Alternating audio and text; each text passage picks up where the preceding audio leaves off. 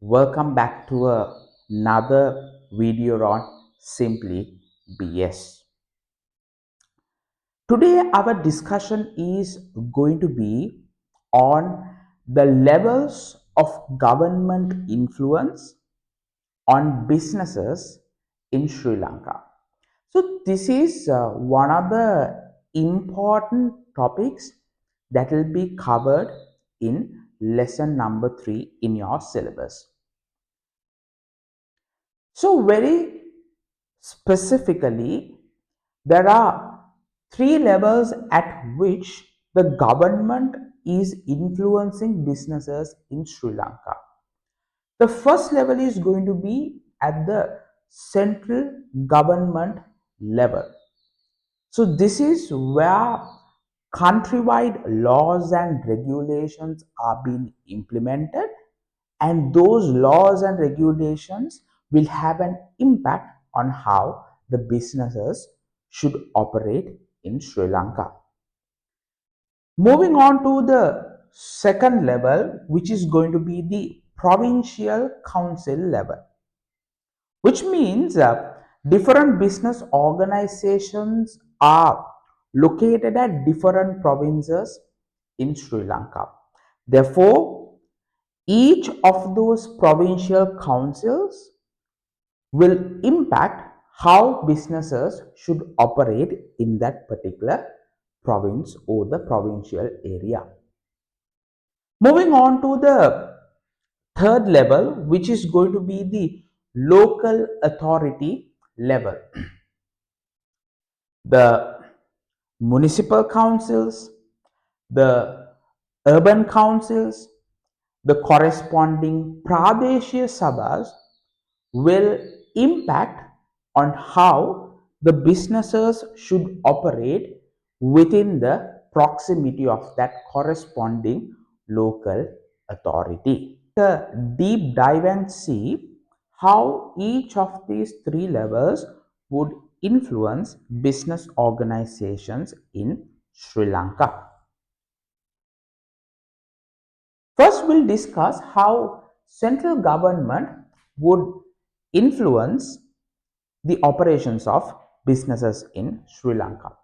The first point is going to be national laws and regulations.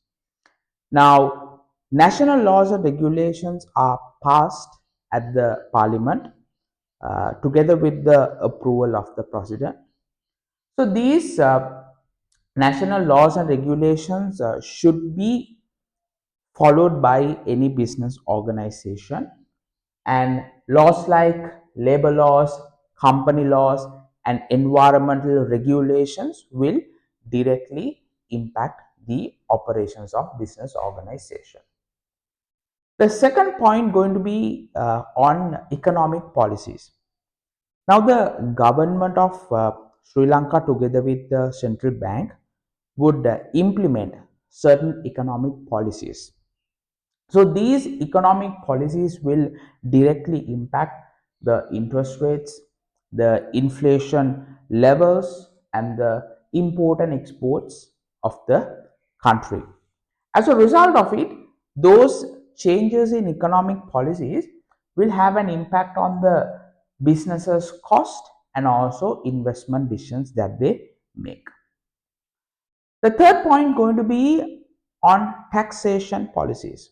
So the government will impose certain direct taxes and indirect taxes. So those taxes would directly and indirectly impact on the profitability of the business organization, the cost of the business organization, and ultimately the pricing of the product that the business organization is offering. The fourth point is going to be the trade and foreign exchange policies, which was which is implemented by the central government. So these trade and foreign exchange policies will decide the quantities, the amount of imports and exports, and the policies with reference to foreign investments. So these Trade and foreign policies will have a direct impact on how the businesses should do its imports and exports, and also on top of that the foreign investments. Now let's look at how provincial councils would impact business organizations.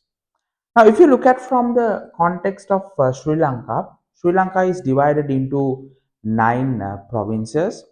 Therefore, each and every provincial council that is corresponding to each province will administer the activities of that particular province. So, any business organization will be operating uh, on a given province. Therefore, that particular provincial council will directly influence the business operations of that business organization. So let's look at in few points how each and every provincial council is influencing business organizations, right? The first point is going to be through business permits and approvals. So very specifically based on the nature of the business organizations that you are following, you will have to obtain certain permits and approvals from that corresponding provincial council for you to operate. Number two, regional development programs. So if you look at provincial councils will invest in infrastructure development programs to improve the roads, the water supply, the electricity, whatsoever, to improve the economic prosperity of that particular province. So, as a result of it, business organizations are obtaining benefits and opportunities to expand its business operations, and also new business organizations are getting a chance to start their businesses as well. The third point is going to be provincial taxes and charges. So based on the provincial council that the business operates, uh, each provincial council will impose certain taxes based on the provincial lands and the buildings that are being occupied by the business organizations. And also on top of that, like I mentioned earlier, uh, business organizations might have to pay certain business registration fees based on the nature of the business that they start. And also on top of that, certain provincial councils might uh, impose certain levies on environmental regulations just to make sure that the business activities are done in a way that it protects the environment. So, this is how each and every provincial council will influence the business organizations who are operating at the corresponding provincial council. Now let's look at how local authorities are influencing business organizations. So, what are these local authorities? Local authorities are the lowest level of local government that will provide services to business organizations and to people. So, there are different types of local authorities that are available. You get to find municipal councils in large cities, urban councils, and Pradeshia Sabhas. Now let's look at how each of these local authorities are influencing businesses. The first point is going to be through trade license and business registrations. So basically, for a business organization to operate within a particular local authority, they need to obtain certain business approvals, right, or business registrations uh, to operate within that particular local authority. Number two, local rates and taxes. So these local authorities will charge certain rates and taxes like property taxes for the properties that you occupy, uh, assessment rates, then waste disposal charges will also be charged. So likewise, different types of local rates, taxes and fees would be charged from business organizations. The third point is going to be land use rule.